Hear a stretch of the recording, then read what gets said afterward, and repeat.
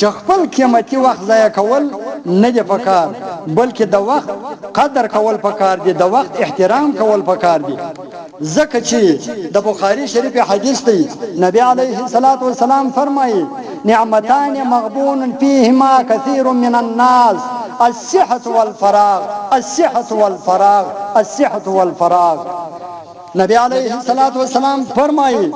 چې الله جل جلاله و انسان ته یو دوه داسې نعمتونه ورکړي دي چې په هغه دوه نعمتو کې خلک په دوکه کې پراته دي، چې هغه دوه نعمتونه یو صحت دی او بل فراغت دی.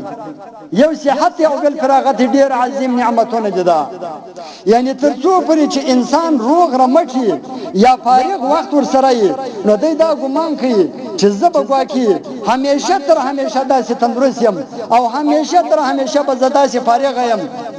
یعنی په دې دوکه کې چې تر اوسه لا ځوان یم، خپلې مزې به کوم، لہذا نو کله چې بوډا سم توبه به وکاږم او خپل عبادت به شروع کړم. بس شیطان په زړه کې دغه دوکه ور چې اوس لا ځوان یم، بیا چې بوډا سم پر مخ باندې به توبه وکاږم. هغه نو چې بس یو څو ټیم تیر شي وای ضروري اعلان واو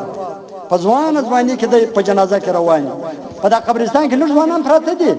لږ ارمانونه د خپل ځان سره ویوړو، لږ سوچونه او فکرونه د خپل ځان سره ویوړو. په دنیا کې لږ سوچونه درلودلو، لږ فکرونه د مابعد زندګي د پاره د مستقبل د پاره درلودلو، نن هغه د په ځوانۍ باندې په قبرو کې پراته دي. دغه رقم به ورځ په موږ باندې هم د جنازه او د مځکې آبادیږي.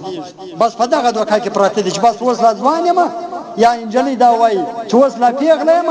میږرو بس اوس د خپل بدې فعلۍ کوم، اوس د بې سترۍ کوم، اوس لکه بېزو په کوڅو کې دې ګرځم، او یا اوس د خپله یارانه د الکانو سره کوم. بس بیا چې کله سپین سره سم بیا به توبه وکاږم.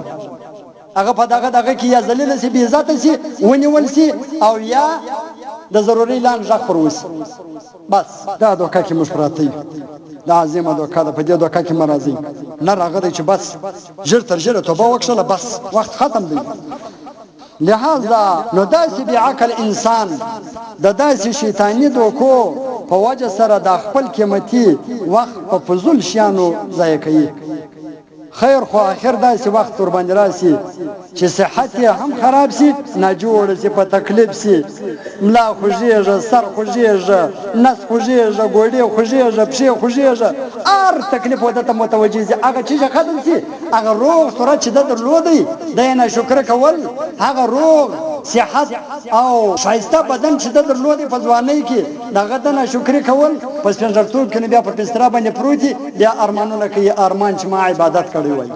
ظالمه د عبادت خو الله جل جلاله تا ته مهلت درکړی و، تا ته وخت درکړی و، تا په دا بدن باندې څه و، نو هغه فارغیت هغه داسې ختم شي چې دی د بودو په امان و، دی د کور د خرچې په امان و، دی د خولو څه په امان و، دی د یو تکلیفه په امان و، دی د مشقته په امان و. خو هغه راحت او هغه آرام ګره په بې آرامۍ باندې او ګره په تکلیفاتو او په مشکلاتو باندې په چی سي بدل سي. هغه فراغت هم ختم سي، فراغت هم ختم سي او صحت هم ختم سي. څو ټیم بعد ځواني خیر ګرده په فضول شانو کې ضایع کړي. بس بیا دونه وخت نه دی په کې د الله عبادت وکي، بس بیا نو د افسوس او د ارمانو ډک لاسونه چې هغه سره مږي، خو وخت جن تیر سوی، بس خدای ته په ګوتو باندې هیڅ نه ورځي. ګوره بیا درته وایم وخت د چا انتظار نه کوي، وخت د چا انتظار نه کوي چې زه ستا منتظر یم خپل بد اعمال کوم، یې زه درته ولاړ یم. نه قسم په خدا که مرګ وجا ته دعوت ورکوي زه در روان یم چیرې یې سم شه برابر شه. دا دوه شیان ډېر لاپروا دي، یو وخت یو مرګ. وخت وچا ته مهلت نه ورکوي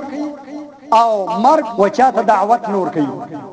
دا دوه شیان ډېر بې پروا دي او ډېر اچانک روان دي را روان. نو ځکه نبي علیه الصلاة والسلام وفرمایل چې په دې دوه نعمتو کې خلک په دوکه کې پراته دي. لہذا و هر ځوان او هر پیغلې ته، هر سپین ږیري او هر سپین سري ته دا وایم د خدای دپاره دا وخت مه ضایع کوه، د عظیمه سرمایه مه ضایع کوه، بلکې دا وخت د ځان دپاره یو عظیم غنیمت وبوله او په دې کې د الله جل جلاله عبادت وکړه، په دې کې تسبیحات وکړه. یو واره چې دا وایي چې الله زما دې د رب په ذات قسم چې تر دنیا و تر ما پیاهات ټولو دغه یو الله لفظ قسم په خدای چې بهتره دی. تر 15,000 کاله چې په بېغیرتیا په بېدینۍ په دا کې سړی تیر کړي قسم په خدای دا یو واره الله یو سکند هم نه غواړي دا پر بهتره دی پر 100 کاله تر بېغیرتا او تر 100 کاله تر بېدینۍ زندګۍ قسم په خدای دا یو واره الله ویل قسم په خدای بهتر څکه زموږ دغه ژبه شیطان پر ناس دی د الله ولا قسم نه پرېږدي پر غوږو باندې مې شیطانان ناس دي د قرآن و سناویدو ته و قرآن ته مې نور پرېږدي علماو ته مې نور پرېږدي پر سترګو مې شیطانانو پردې راغوړولې دي د قرآن و کتلو ته او حدیث و کتلو ته نه پرېږدي